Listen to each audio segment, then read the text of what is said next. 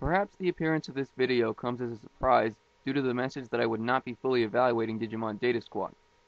I decided to not to make this review as extensive as the previous four because I only saw Digimon Data Squad once, and my recollection of it is nowhere near perfect. But I can still provide a brief presentation of my thoughts on the 5th season. So, to begin, Data Squad is, from what I can see, the most unique of the Digimon seasons, as it attempts to distance itself from its predecessors in just about every way: animation, character age, tone, structure, the list goes on. Notably, Data Squad holds the unique achievement of being the only season in the franchise to surpass its direct predecessor in overall execution, which I give it credit for. Sadly, despite all the liberties taken, Data Squad is at heart the only middle-of-the-road season in the Digimon franchise. Allow me to reveal why. Interestingly, Data Squad shares many characteristics with Digimon Tamers. Both have a darker tone and are aimed at older audiences, although Data Squad emphasizes this point by making its characters older than in previous seasons, which is kind of a mistake. But both also suffer from weaker character development and plot execution.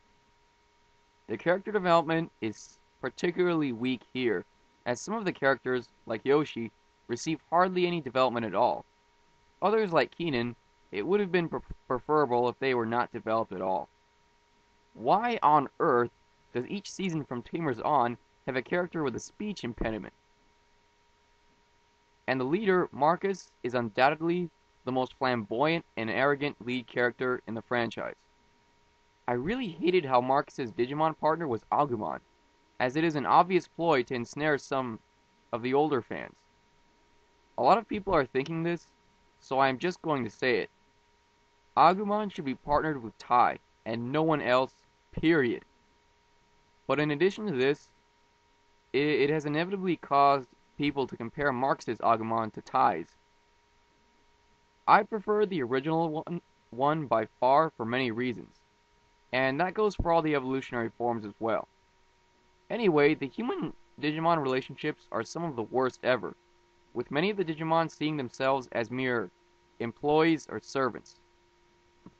The fact that Agumon calls Marcus boss is just annoying, and every time that Thomas's Digimon says, "Sir, yes, sir," it's just torture to listen to.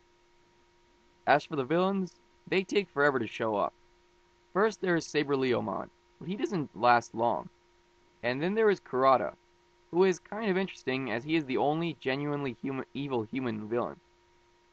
Then came the Royal Knights, who mostly suck except for Gallantmon, and I was really disappointed to see that Omnimon didn't have much to do. King Drazel is the last villain, and although his motives are understandable and he is powerful, the way he is defeated makes about as much sense as a Family Guy episode. As for the plot, all I will say is that much like Tamers, the first half was bad and the second half was better. With Data Squad, though, there is nothing truly compelling, and the whole story doesn't possess the same unique feel that the Digimon franchise usually has. The exclusive concepts in Data Squad are some of the weirdest ever, including the DNA charge, which apparently enables Marcus to punch out monsters as big as Okuamon, which is a ridiculous image, by the way. And those Bio-Digimon. I just can't help but wonder why on earth anyone would include a concept that even vaguely resembles the Spirit Evolution from Frontier following the immense failure of that season. Again, much like Tamers, the portrayal of the digital world is bland here, but the animation for the Digimon and fight scenes is superb. Many Digimon are portrayed as much bigger than in previous seasons, and the two lead megas are almost as big as Imperial Dramon.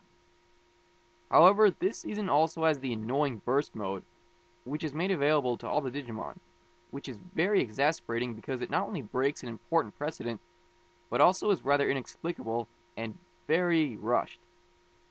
I mean, Marcus unlocks it, and then all the other characters also obtain it through no adequately explained means, which is really irritating. The music for the Digivolution scenes is far better in Data Squad, which does help its entertainment value, but the theme that plays prior to the battles sounds like a weird combination between Party Boys music and the original Pink Panther. In conclusion, Data Squad is not a bad season, but it's not a particularly good one either. It has its moments, but they are relatively few, and I guess this is one of those shows that you can only be a casual fan of. Which is funny considering that the producers were clearly aiming to regain some of the older fans and make the franchise more enduring, rather than just being discarded as a hobby. Did Data Squad redeem the franchise from the failure of Frontier? To a degree, yes, but not as much as some may have hoped. I think that releasing the X Evolution movie theatrically would have been a better idea than making another season, but what can you do? Anyway, stay tuned because soon I will be posting the final installment of this series.